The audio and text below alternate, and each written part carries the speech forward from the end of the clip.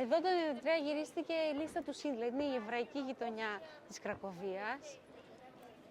Και λόγω και του ότι το πραγματικό εργοστάσιο του Σίντλερ δεν είναι μακριά από εδώ και πολλοί από αυτούς που έσωσε ο Σίντλερ ήταν από αυτή τη γειτονιά, εδώ γυρίστηκε και η ταινία. Τώρα, όταν γυρίστηκε η ταινία, εδώ πέρα η περιοχή ήταν εγκαταλειμμένη, γιατί ήταν 600.000 ο πληθυσμός πριν το ολοκαύτωμα και όταν γύρισαν να κάνουν την ταινία ήταν εκατοντάδες οι κάτοικοι. Και η γειτονιά ήταν σχεδόν άδεια.